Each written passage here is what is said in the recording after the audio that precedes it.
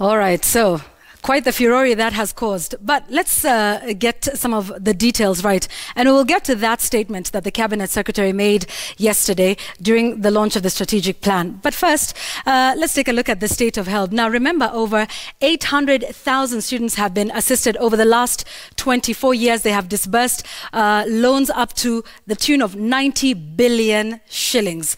Now, this is how it works. If you need a reminder, you get a one-year moratorium or a one-year break after you graduate, after which they expect you to start paying the loan, and you can pay up to a minimum of 1,500 a month. They say if you cannot, then you go sit down, talk to them, pay as little as 500 shillings to avoid the very hefty penalty of 5,000 shillings a month for defaulters. And remember, employers are also required to look up any new recruits within 3 months. So what are the numbers that we have here?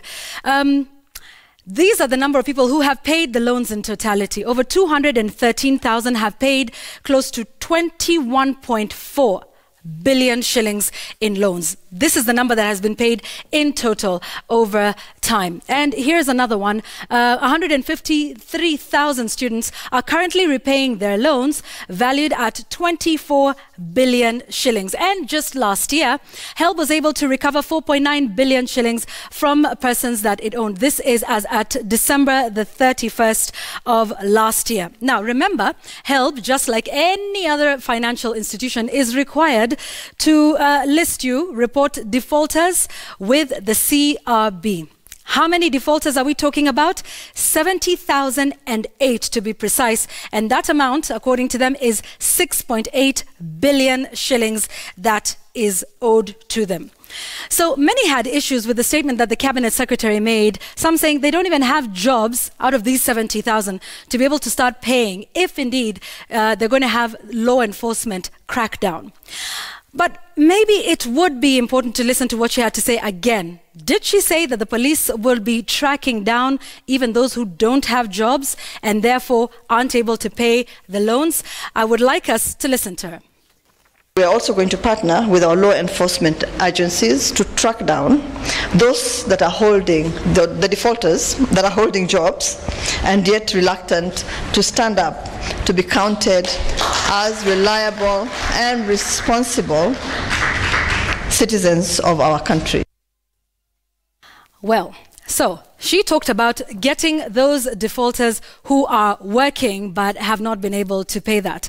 So perhaps not targeting those who haven't paid. However, still, there might be some challenges to her having law enforcement go after loan defaulters. You see, in essence, there's two issues. One, the HELB Act itself that was established in 1995 that set up the fund does not talk about the use of law enforcement. In fact, one of the ways that HELB is actually empowered to by the law is to use data sharing. So they check with organizations like NHIF, NSSF, KRA, and even NTSA to check if you have a salary and therefore are paying a number of these issues, or whether you are self-employed and you are making remittances to these organizations. They would then be able to do that. In fact, I'm told that around 8,000 defaulters were caught through data sharing with NTSA. They're also authorized by the Act to use debt collectors, but nowhere does it give them the authority to use law enforcement officers to go after loan defaulters. Here's the other issue with it.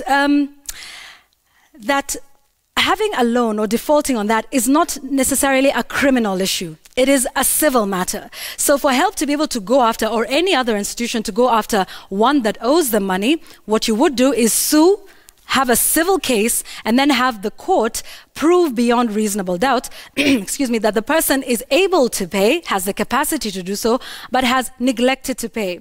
Upon finding that, the court would then sentence them to civil jail and to pay the fine. And so at no point during such a procedure would law enforcement, like the police, be involved, because it's a civil matter and not a criminal one. Did the CS overstep her mandate when giving this statement? Well, we'll wait and see how many out of those defaulters she says are working, not paying, that they will actually be able to get through the methods that she was discussing. But whether it can be done by police, that is one thing lawyers say not possible. So that, we wait to see what happens with that. Okay?